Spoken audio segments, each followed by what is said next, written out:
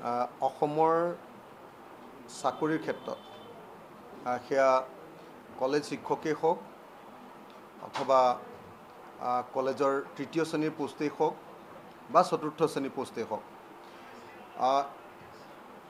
অসম চৰকাৰৰ শিক্ষা বিভাগে অসমৰ যিকোনো এখন কলেজত কাম কৰিবৰ কাৰণে এতিয়া অসমীয়া ভাষাক বাধ্যতামূলক নহয় আৰু PRC বাধ্যতামূলক নহয় বুলি যি নটিচ জাৰি কৰিছে আমি ৰাইজৰ দলে তাৰ তীব্ৰ বিৰোধিতা কৰিছোঁ।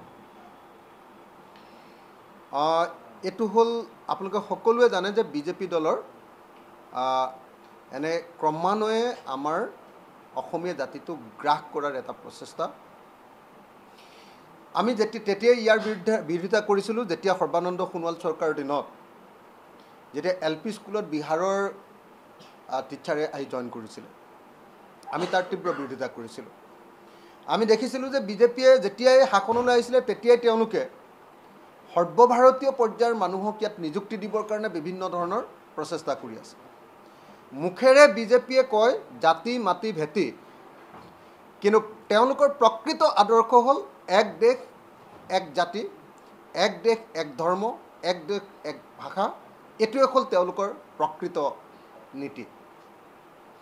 তেওঁলোকৰ এক দেশ এক জাতি, এক দেশ এক ধৰ্ম, এক দেশ এক ভাষা, অৰ্থাৎ ভাৰতবৰ্ষৰ যি বিচিত্ৰ ভাষা, ভাৰতবৰ্ষৰ বিভিন্ন জাতি জনগোষ্ঠীৰ যি বৈচিত্ৰ্য, সেই বৈচিত্ৰ্যক অস্বীকাৰ কৰাৰ যি নীতি, সেই নীতি প্ৰতিফলিত কৰি আজি জাতি মাটি ভেটিৰ কথা কোৱা ভুৱা শ্লোগান দিয়া বিজেপিয়ে আজি এনেকৈ অসমৰ চাকৰিসমূহত অসমীয়া মানুহ হ'লেহে বা অসমত স্থায়ীভাৱে বসবাস কৰিলেহে চাকৰি পাব, এই চৰ্ত এতিয়া বিলোপ কৰি দিছে।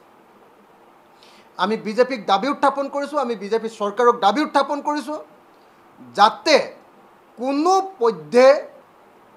পধ্যে যাতে অসমৰ স্থায়ী বাসিন্দাৰ প্ৰমাণপত্ৰ নোহোৱাকৈ অসমত কেতিয়াও কোনো কলেজ শিক্ষকক নিযুক্তি দিয়া নহয়, কোনো কলেজৰ তৃতীয় শ্ৰেণীৰ পোষ্টত যাতে নিযুক্তি দিয়া নহয়, চতুৰ্থ শ্ৰেণীৰ পোষ্টত নিযুক্তি দিয়া নহয়, আৰু অসমৰ কোনো চাকৰিতে যাতে PRC নোহোৱাকৈ কেতিয়াও যাতে নিযুক্তি দিয়া নহয়। ৰাজ্য চৰকাৰৰ সকলো চাকৰিতে অসমৰ স্থায়ী বাসিন্দাৰ প্ৰমাণপত্ৰ বাধ্যতামূলক কৰিবৰ কাৰণে আমি দাবী উত্থাপন কৰিছোঁ।